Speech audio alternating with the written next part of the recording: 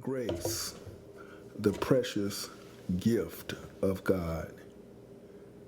Sin, original sin, is a term referring to the universal defect in human nature caused by the fall, entailing the loss of original righteousness and the distortion of the image of God. The scriptural foundation of this doctrine is the Pauline teaching that through one man, Adam, sin entered into the world, so that by the trespass of the one man, many died. Romans 5:12 and 21, 1 Corinthians 15 and 22. Sin started in the garden. It really started in heaven with Lucifer, Isaiah 14:12 through 15. Sin started on earth with Adam and Eve.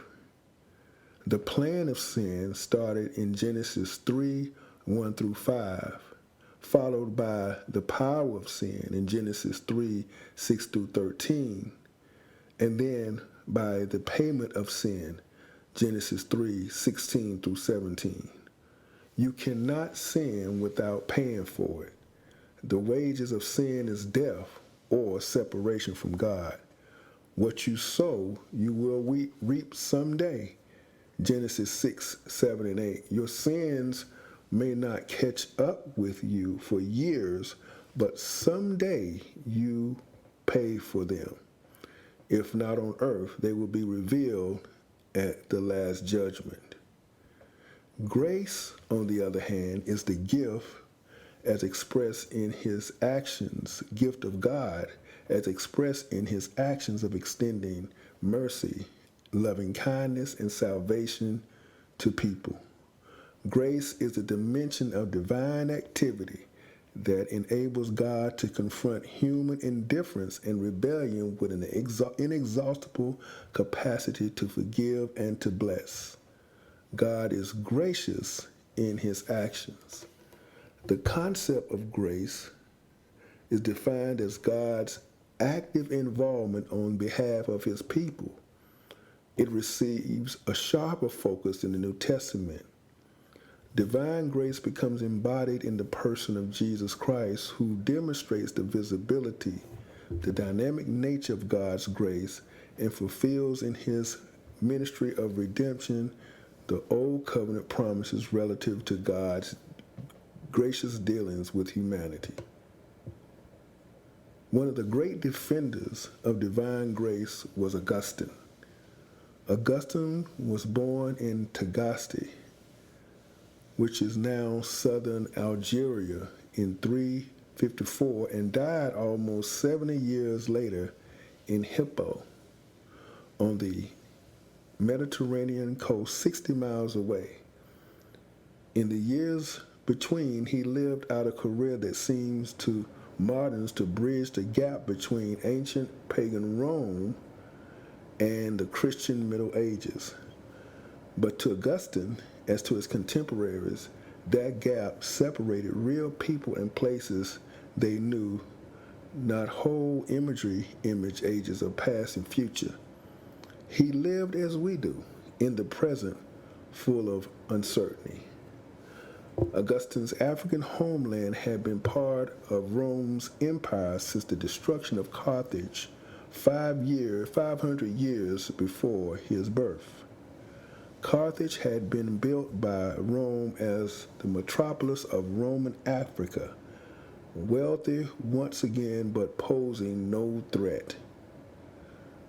The language of business and culture throughout Roman Africa was Latin.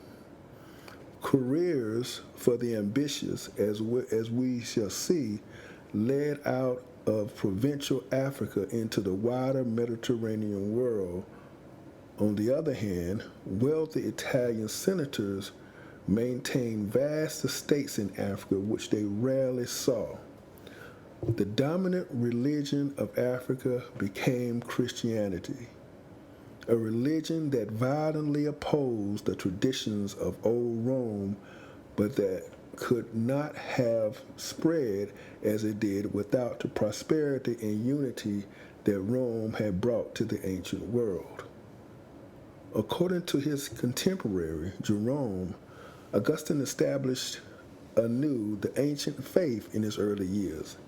He was heavily influenced by Manichaeism and afterward by Neoplatonism of Plotinus.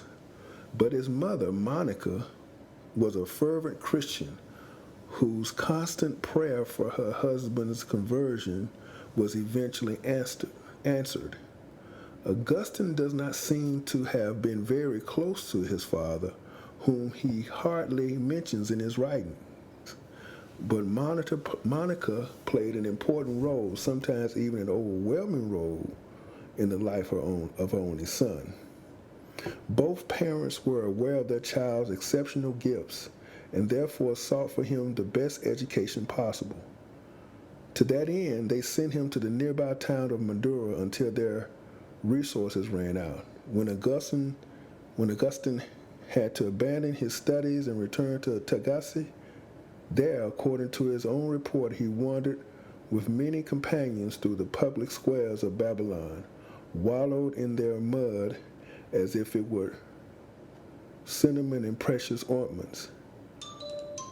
With friends, he boasted of his sexual adventures and real or imagined, and joined in capers that he would someday rule as the sign of his own sinfulness. After his conversion to baptism in Christianity in 387, Augustine developed his own approach to philosophy and theology, accommodating a variety of methods and different perspectives. He believed that the grace of God was indispensable to human freedom, and he framed the concepts of original sin and just war. When the Western Roman Empire was started to disintegrate, Augustine developed the concept of church as a spiritual city of God in the book of the same name, distinct from the material earthly city. His thought profoundly influenced the medieval worldview. Augustine's city was closely identified with the church, the community that worshiped God. Pelagius was a monk. His chief opposer was Pelagius, who was a monk from Britain who had become famous for his piety and austerity. He saw the Christian life as a constant effort through which one's sins could be overcome and salvation attained. Pelagius agreed with Augustine that God has made us free and that the source of evil is in the will. As he saw matters, though, this meant that the human being had the ability to overcome their sin. Otherwise, sin would be excusable. But Augustine remembered when he both willed and did not will to become a Christian. This meant that the human will was not as simple as Pelagius characterized it.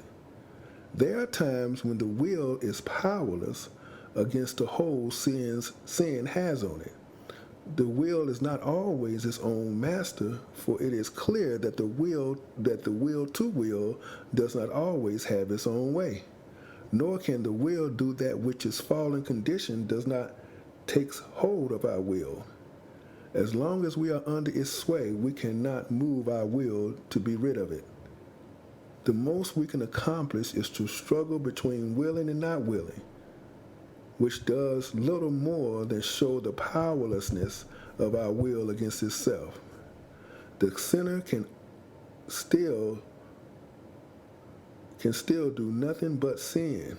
Within that condition, there certainly are good and bad choices, but even the best choices still fall into the category of sin. According to Augustine, only the power of grace itself, for before that moment we are not free not to sin. Therefore, we are not free to decide to accept grace. The initiative in conversion is not human, but divine. Furthermore, grace is irresistible, and God gives it to those who have been predestined to it. In contrast, Pelagius claimed that each of us comes to the world with complete freedom to sin or not to sin. There's no such thing as original sin, nor corruption or human nature that forces us to sin. Children have no sin until they, or out of their own will, decide to sin. This controversy lasted for years, and eventually Pelagianism was rejected. It simply did not take into account the terrible hold on human will nor the corporate nature of sin, which is manifest even in infants before they have opportunities to sin for themselves. In his writing on the grace of Christ, Augustine exposes Pelagius' system of distinguishing three faculties: capacity, volition, and action. By capacity, man is able to be righteous, Pelagius says. By volition, that which he wills to be, and by action, that which he is actually righteous. It seemed that Pelagius was seeking in a misleading way to nullify the grace of God in man's life and journey. Augustine defends his position by noting that Paul, in his letter to the Philippians from jail, holds that matter to the contrary. Philippians 2, verse 12 through 13 says, "Therefore, my beloved, just as you have always obeyed me, not only in my presence, but much more in my absence, work out your own salvation with fear and trembling, for it is God who is at work in you, enabling you to will and to work for his good pleasure." Man desperately needs the grace of God. Again, Paul states in his letter to the church at Ephesus, "For by grace you've been saved through faith. This is not your own, it is the gift of God." We all need the precious gift of God, because it is that precious gift of grace that we can come to the throne of grace and receive mercy and find grace in our time of need. Without that grace, we would be utterly destroyed.